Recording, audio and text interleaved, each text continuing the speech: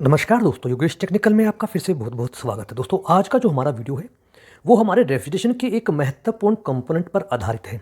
आज हम इस कंपोनेंट के बारे में ए से लेकर जेड तक की वो सभी तमाम बातें जानने की कोशिश करेंगे जो हमारे लिए ज़रूरी है, क्योंकि अगर आप रेफ्रिजरेशन का कार्य करते हैं तो आपको थर्मोस्टेट की संपूर्ण जानकारी होनी चाहिए और आपको यह भी पता होना चाहिए कि हमारे रेफ्रिजरेशन में ये कितना महत्वपूर्ण कंपोनेंट है। इसके बिना हम रेफ्रिजरेशन की कल्पना भी नहीं कर सकते। ये एक दोस्तों इलेक्ट्रोमैकेनिकल थर्मोस्टेट डिवाइस है।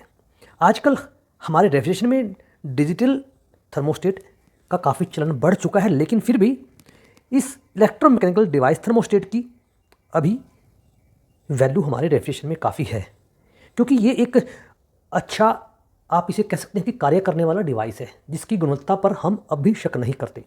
हाँ, हम मानते हैं कि डिजिटल थर्मोस्टेट इससे कई गुना बेहतर है, लेकिन फिर भी इसकी जो महत्वपूर्णता है वो कम नहीं आंकी जा सकती। आज हम जानेंगे कि ये कैसे इलेक्ट्रोमैकेनिकल डिवाइस के रूप में कार्य करता है, किन किन कंपोनेंट से मिलकर ये एक संपूर्ण थर्मोस्टेट का कार्य करता है। तो आप वीडियो में लास्ट तक बन रहिएगा।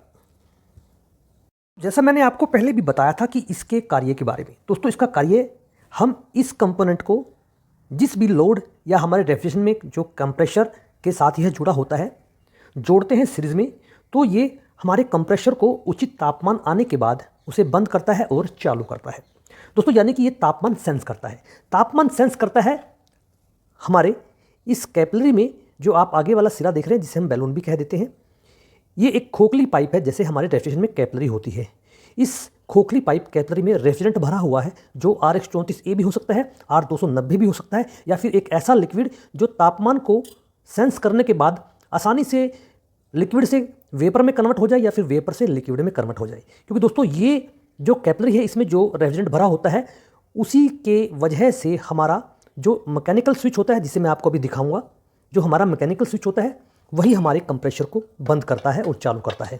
देखिए, आप देखने की कोशिश कीजिए, ये एक लीवर टाइप स्पेंडल है। इस पर ही हमारे इस कैपिलरी, जो ये कैपिलरी आप देख रहे हैं, इसमें जो रेफ्रिजरेंट भरा हुआ है, वो जब तापमान माइनस या प्लस में जाता है तो वो रेफ्रिजरेंट सिकुड़ता है और फैलता है और एक प्रेशर क्रिएट करता है, जो कि 760 mmHg के बराबर होता है। जो आप ये डायफ्राम देख रहे हैं दोस्तों, ये धातु का डायफ्राम है, और उस रेफ्रिजरेंट के लिक्विड से वेपर और वेपर से लिक्विड बदलने में इस डायफ्राम पर दबाव बढ़ता है और बढ़ता है और घटता है। जैसे ही हमारा जो उपकरण है उसका तापमान हाई जाता है, तो दोस्तों इसका जो दबाव है वो बढ़ता है, और जिससे कॉन्टैक्ट पॉइंट जुड़ जाते हैं। वो कॉन्टैक्ट पॉइंट भी मैं आपको दिखाऊंगा। और जैसे ही हमारा इस पर जो रेफ्रिजरेंट का दबाव घटता है, तो ये डायफ्राम सिकुड़ता है, उससे हमारे कॉन्टैक्ट पॉइंट हट जाते हैं, यानी कंप्रेशर को सप्लाई जाना बंद हो जाती है। दोस्तों, ये धातु का डायफ्राम है, ये सील्ड होता है, यानी कि ये एक सील्ड कंपोनेंट है जिसमें रेफ्रिजरेंट भरा हुआ है, और यही हमारे जो इलेक्ट्रिकल जो पॉइंट हैं उनको खोलता है और बंद करता है। इलेक्ट्रिकल पॉइंट कौन कौन से, पहले मैं आपको वो बताता हूं, फिर हम ये कैसे कार्य करता है उसके बारे में भी जानेंगे। तो एक बार ये जो डायफ्राम, पहले मैं आपको इसका जो सिस्टमेटिक सिस्टम ये जैसे लगा हुआ था वो मैं आपको बता देता हूँ। ये डायफ्राम दोस्तों यहाँ फिट होता है, और यहाँ जो ये आप ये देख रहे हैं दोस्तों, ये एक मैकेनिकल लीवर है जो यहाँ पर एक बैलेंस किया हुआ है, और यही वो दबाव इसके ऊपर पड़ता है, तभी ये आगे पीछे होता है। वो कैसे होता है वो भी मैं आपको बताऊँगा। देखिए, मैंने थर्मोस्टेट की सप्लाई को 3 वोल्ट की बैटरी से और इस लैंप से जोड़ दिया है। जैसे ही डायफ्राम दबाव बढ़ाता है, अभी आप देखिए, तो ये स्पेंडल आगे की तरफ जाता है, और आप अगर देखेंगे तो आप देखिए अंदर कंपोनेंट पे मूवमेंट हो रही है, जिसे मैं आपको दिखाने की कोशिश करता हूँ। और देखिए, जैसे ही दबाव इस पर पड़ेगा, ये आगे बढ़ेगा और हमारा कंप्रेशर या हमारा जो लोड इसके साथ जुड़ा हुआ है वो चालू हो जाएगा। आप आवाज़ भी सुन सकते हैं दोस्तों। इसमें ब्रास की कॉन्टैक्ट पॉइंट होते हैं जो जुड़ते हैं और हटते हैं। अभी आप देखिए, जैसे ही मैं इसको दबाव बढ़ा रहा हूँ तो वो कॉन्टैक्ट पॉइंट जुड़ जाते हैं और कंप्रेशर यानी कि हमारा लोड चल जाता है, और जैसे ही दबाव कम होता है तो ये पीछे की तरफ हट जाता है। तो इसे मैं आपको एक बार बाहर निकाल कर दिखा देता हूँ दोस्तों। देखिए दोस्तों, ये स्वतंत्र होता है, और ये इन जो 2 आप आर्म देख रहे हैं इन पर ये टिका होता है, ये एक पूरा मैकेनिज्म बना होता है। अभी आप देखिए वो कॉन्टैक्ट पॉइंट कौन से दोस्तों, ये देखिए आप वो कॉन्टैक्ट पॉइंट आप देख सकते हैं। ये वो कॉन्टैक्ट पॉइंट है जो हमारा ये लीवर है, इस धातु की प्लेट से जुड़ा हुआ है। ये लीवर देखिए, ये पूरी तरह से PVC से कवर्ड है, इंसुलेशन है, ताकि बॉडी में करंट ना आए। और हमारा जो ये धातु की स्ट्रिप आप देख रहे हैं, इस पर ये दबाव बढ़ाता है और घटाता है, और ये स्ट्रिप है ऊपर हो जाती है। और आप देख सकते हैं वो जो कॉन्टैक्ट पॉइंट ये वाला, ये आप इसे हटता हुआ और लगता हुआ देख सकते हैं। इस तरह से हमारा थर्मोस्टेट काम करता है। रेफ्रिजरेंट जब लिक्विड से वेपर, वेपर से लिक्विड में चेंज होती है तो उससे प्रेशर कम और ज़्यादा होता है, क्योंकि दोस्तों आपने सुना ही होगा रेफ्रिजरेशन में हमारे high temperature vapour, high temperature जो हमारे वेपर होते हैं वो हमारे कंप्रेसर से कंप्रेस होने के बाद डिस्चार्ज होकर कंडेंसर में जाते हैं। वो हमारे हाई टेम्परेचर वेपर होते हैं जिनका तापमान भी बढ़ा होता है और इनका प्रेशर भी बढ़ा होता है, और फिल्टर में आने के बाद वो हमारे लो टेम्परेचर और लो प्रेशर लिक्विड और वेपर्स में कन्वर्ट हो जाते हैं। वही मैकेनिज्म दोस्तों इस कैपिलरी में और इस डायफ्राम में क्रिएट होता है। इसी से हमारा ये मैकेनिकल यानी इलेक्ट्रोमैकेनिकल डिवाइस थर्मोस्टेट काम करता है। अभी देखिए आप, हम जब थर्मोस्टेट को स्पेंडल को घुमाते हैं इससे हमारा टेम्परेचर कम ज़्यादा होता है। ये कैसे होता है इसके बारे में भी हम जानते हैं। आप देख सकते हैं दोस्तों, ये एक डिजाइनदार आप अंदर इसके एक लोहे की जो राउंडेड प्लेट है वो देख रहे हैं। अभी देखिए मैं आपको दिखाता हूँ। तो जैसा मैं आपको बता रहा था कि इस स्पेंडल को एंटी क्लॉकवाइज घुमाने से हमारा जो रेफ्रिजरेटर का तापमान है वो 1 नंबर पर होता है और क्लॉकवाइज घुमाने से वो मैक्सिमम पर जाता है। दोस्तों ये कैसे होता है? जैसे दोस्तों हम इसे एंटी क्लॉकवाइज घुमाते हैं यानी इसे 1 नंबर पर करते हैं तो आप देखेंगे कि जो हमारा स्पेंडल है, जो ये हमारा ये पूरा पूरा एक प्लेट जो इन पर आर्म पर टिका हुआ है, ये पीछे की तरफ आ जाती है। इससे क्या होता है कि ये हमारे, मैं आपको एक बार डायाफ्राम लगा दिखाता हूँ।